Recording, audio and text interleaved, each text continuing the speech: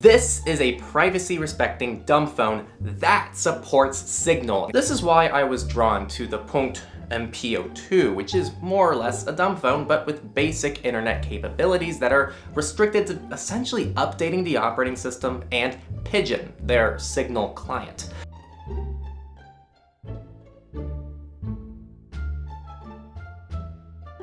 On paper, the MPO2 delivers on providing users a privacy-respecting dumb phone with support for end-to-end encrypted messaging and phone calls that just happens to also be attractive towards anyone who wants to be quite a bit more minimalist with their digital life. Punkt is everything I'm about. Clean, minimal technology.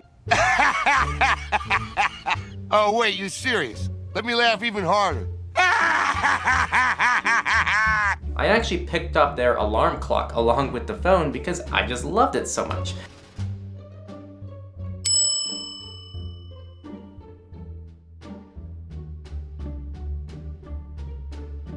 I was gonna say, you could also just install uBlock Origin and pay the creators directly on like Patreon or something. No one does that though. And you know what? I'm getting tired of hearing about it because people don't do it. And so and we have numbers to back this up. Right now, we make more money from YouTube ads, which isn't much, by the way, than on Patreon. And I guarantee that's probably similar for you as well. That's most creators. Yeah. Most creators, even though most creators, ad revenue isn't even their main source of income, it's still more than what people are willing to dish out. And it's especially frustrating, and I get it because I block ads as well. Because ads are invasive and I don't want to partake in that industry. But I just hate ads. that's fair. Ads have become so annoying, and it's fair for people to hate them. I really think it comes down to, I think it's very idealistic for people to say, oh yeah, well, if you install uBlock Origin and have your ad blocker running, you have to support your creators, because realistically people don't support their creators. I think some people do, and I'm very appreciative of all of you that do, especially on our stuff, but people just don't. It cannot. And I tell people this, if ad revenue was cut off right now, we would be a little screwed right now. The phone feels amazing in the hand, it's incredibly ergonomic, it feels like a high quality device. It supports USB-C, and I just adore the design of it. Look, it's so cute. To be honest, if I had to design a phone for myself, I don't think it'd be far off from this. With that said, the price tag is pretty steep. Almost $400 when you consider that something like the Pixel 6 is the same cost new and marginally cheaper renewed with 4 times the screen real estate, better quality components, more than 2 cameras, and an infinitely larger number of usability features. For what you're getting, this isn't a great value.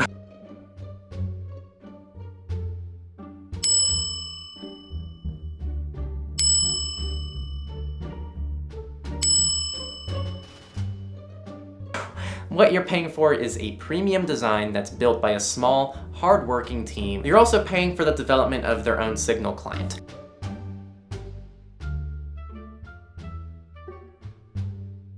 The phone itself I really enjoy using as a dumb phone. Navigating it brought me back to the good old days where my flip phone was only used when it had to be used.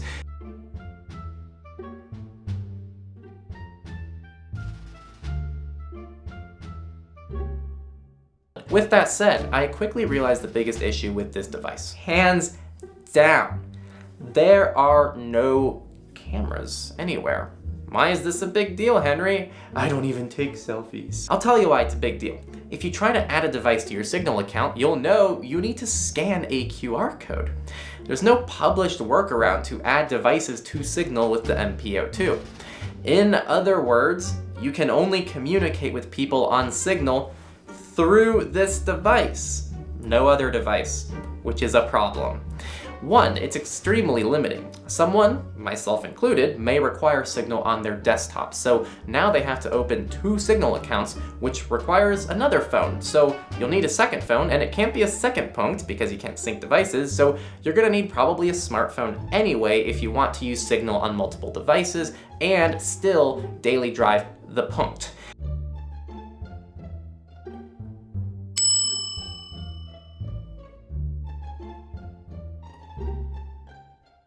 Technically, you can work around this by setting up Android VMs on your computer, which I did test, and it actually worked really well with some weird workarounds to be able to point a camera in the VM at the QR code on the same screen. It was kind of fun to figure this out.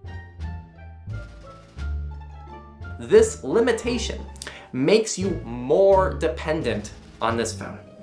In my eyes, the whole selling point of minimal phones, or dumb phones, whatever you want to brand them as, is they're supposed to be a device that enables you to break dependence from doing everything on the phone, and instead rely on more focused devices designed for specific tasks.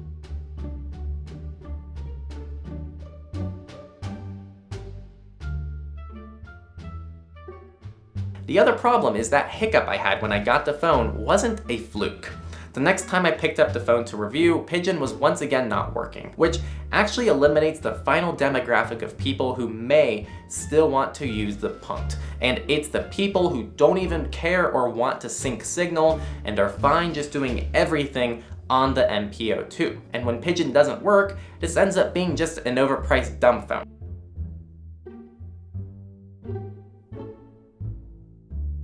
This was kind of a heartbreaking device for me to review because I tried really hard to make it work. My team heard some of my crazy attempts to daily drive this phone, and I was exploring some really insane workflows to kind of force that to happen in my life.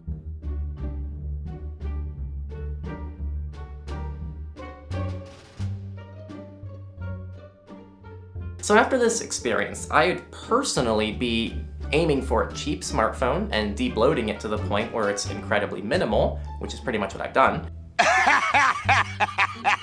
Oh, wait, you serious? Let me laugh even harder.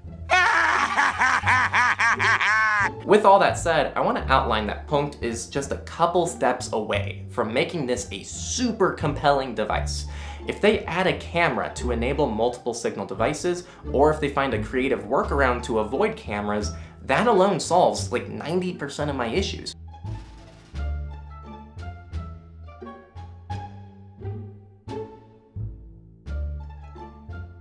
We couldn't do independent reviews like this if it wasn't for our patrons on patreon.com/techlore.